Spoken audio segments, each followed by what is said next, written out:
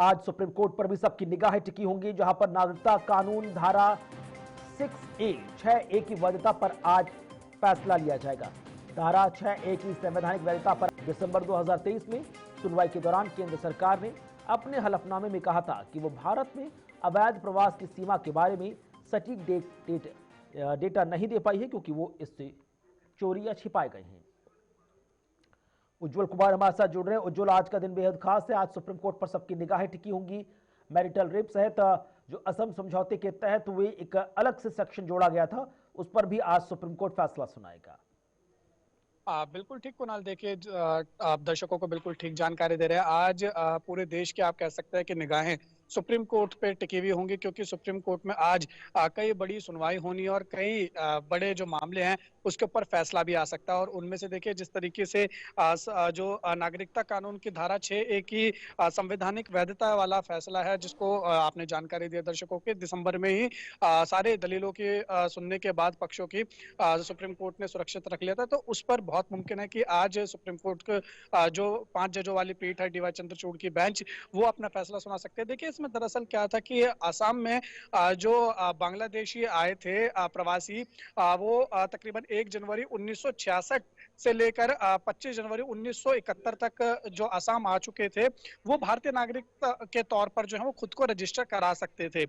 लेकिन देखिए जो सुप्रीम कोर्ट में जो है याचिका दायर की गई, उसमें ये कहा गया कि 1966 यानी उस समय के टाइम का जो पूर्वी पाकिस्तान और अभी का जो बांग्लादेश है, वहां से जो लोग आए हैं वो कहीं ना कहीं जो राज्य जनसांख्यिक संतुलन है उसको कहीं ना कहीं वो बिगाड़ रहे हैं, और जो वहाँ के लोगों के खुद के राजनीतिक और सांस्कृतिक अधिकार हैं उनका कहीं ना कहीं हनन हो रहा है। तो इसलिए इसका जो है वो विरोध किया जा रहा था। तो बहुत मुमकिन है कि आज इस पर जो है वो सुप्रीम कोर्ट अपना फैसला सुना सकता है, क्योंकि सुप्रीम कोर्ट ने तमाम पक्षों की दलीलें सुनने के बाद तकरीबन आप ये कह सकते हैं 1 साल पहले जो है वो अपना फैसला सुरक्षित रख लिया था। तो एक इस पे सबकी निगाहें टिकी रहेंगी।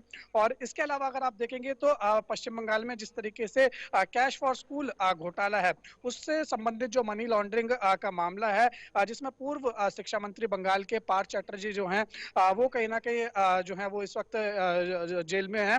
तो उनकी जो है कहीं ना कहीं जमानत याचिका पर भी सुनवाई हो सकती है, क्योंकि जो है अगर पश्चिम बंगाल हाईकोर्ट की बात करेंगे तो पश्चिम बंगाल हाईकोर्ट ने जो उनकी जमानत याचिका थी उसको खारिज कर दिया था। तो एक उस पर जो है वो कहीं ना कहीं फैसला जो है सुप्रीम कोर्ट सुना सकता है। और इसके साथ साथ देखिए जो है हरियाणा में 20 विधानसभा सीटों पर फिर से चुनाव को लेकर जो है एक बड़ा मामला ये भी है कि उस पे जो याचिका जो है वो दायर की गई है कि 20 विधानसभा सीटों पर ईवीएम के साथ छेड़छाड़ हुई है। तो एक उस पर भी जो है आज जल्दी सुनवाई जो है वो कहीं ना कहीं सुप्रीम कोर्ट कर सकता है।